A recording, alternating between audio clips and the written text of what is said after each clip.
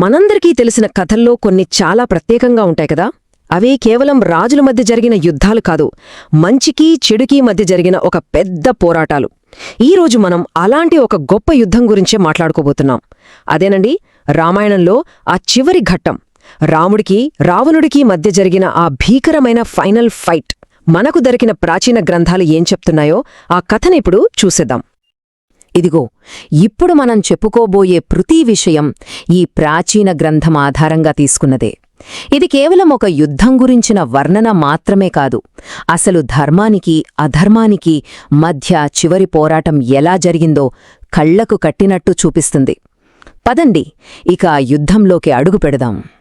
వారాల తరబడి జరిగిన ఆ భయంకరమైన యుద్ధం తర్వాత యుద్ధభూమి మొత్తం శవాలతో నిండిపోయింది. ఆ మహాసంగ్రామం ఇక చివరి అంకానికి వచ్చేసింది. ఇరువైపులా సైన్యాలు మొత్తం నాశనమయ్యాయి. ఫైనల్గా కేవలం ఇద్దరే మిగిలారు. ఒకవైపు ధర్మానికి ప్రతిరూపమైన శ్రీరాముడు, మరోవైపు అధర్మానికి కింగ్లాంటి రావణుడు. ఇక వాళ్ళిద్దరి మధ్య జరగబోయే ఆ ఫైటే మొత్తం యుద్ధం గతిని మార్చేయబోతోంది. యుద్ధం మొదలవడమే తరువాయి రావణుడు తన పవర్ ఏంటో చూపించాడు. తన దగ్గరున్న శక్తి అనే ఒక పవర్ఫుల్ వెపన్ను రాముడి మీదకు ప్రయోగించాడు. అది నిప్పులు కక్కుకుంటూ రాకెట్లా దూసుకెళ్లి రాముడికి తగిలింది. అంతే, ఆ దెబ్బకు రాముడు స్పృహ తప్పి కింద పడిపోయాడు. చూస్తున్న వాళ్ళందరికీ అరే, యుద్ధం మొదట్లోనే అయిపోయిందా అనిపించింది. రాముడో అలా నేలకొరిగిన ఆ క్షణంలో ఇద్దరి మధ్య ఉన్న తేడా చాలా స్పష్టంగా కనిపించింది. రాముడు కేవలం బలవంతుడు మాత్రమే కాదు, యుద్ధంలో చాలా అడ్వాంటేజ్ ఉన్న పొజిషన్లో ఉన్నాడు. ఆ తేడా ఏంటో ఇప్పుడు చూద్దాం. వాళ్ళిద్దరి పోరాటంలో ఒక పెద్ద తేడా ఉంది. ఏంటంటే, శ్రీరాముడు కింద నేలమీద నిలబడి ఫైట్ చేస్తుంటే, రావణుడేమో ఆకాశంలో తేలియాడుతున్న తన అద్భుతమైన రథం మీద నుండి బాణాల వర్షం కురిపిస్తున్నాడు. ఇది రావుడికి చాలా కష్టమైన సిచ్యువేషన్. కింద నుండి పైకి దాడి చేయడమంటే మాటలు కాదు కదా. రాముడి పరిస్థితి చూసి దేవతలు ఇక ఊరుకోలేకపోయారు. వెంటనే దేవతల రాజు ఇంద్రుడు తన స్వర్గపు రథాన్ని మాతలి అనే ఒక గొప్ప సారథితో పాటు రాముడికి హెల్ప్గా పంపించాడు. ఇప్పుడు సీన్ మారింది. రాముడు కూడా రావణుడితో సమానంగా రథం మీద నిలబడి ఫైట్ చేయటానికి రెడీ అయ్యాడు.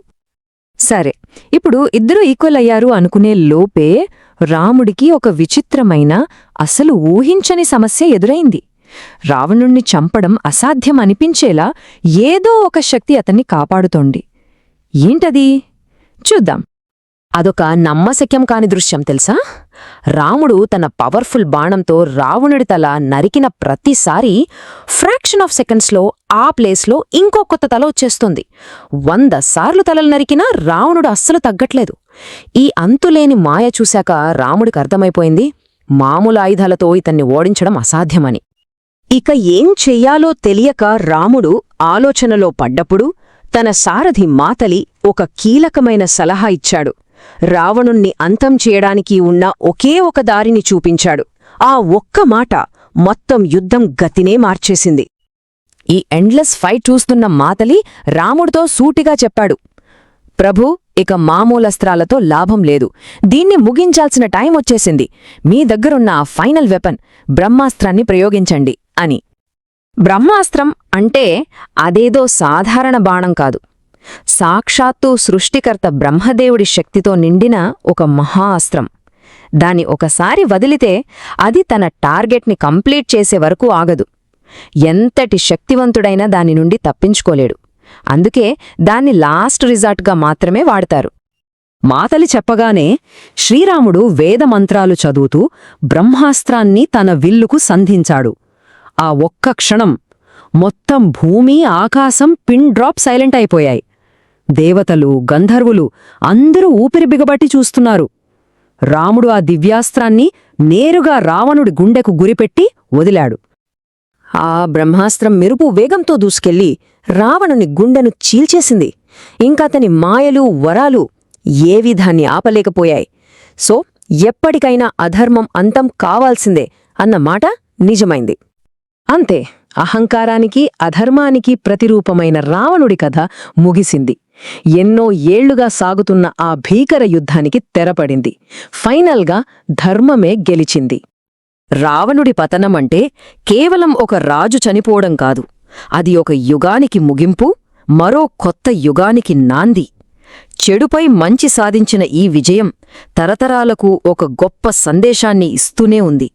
దాని గురించి కాస్త ఆలోచిస్తే బాగుంటుంది కదా. మళ్ళీ కలుద్దాం. ఈ వీడియో మీకు నచ్చినట్లయితే లైక్ చేయండి, షేర్ చేయండి, కామెంట్ చేయండి, అలాగే మన ఛానల్ని సబ్స్క్రైబ్ చేయండి. Thanks for watching.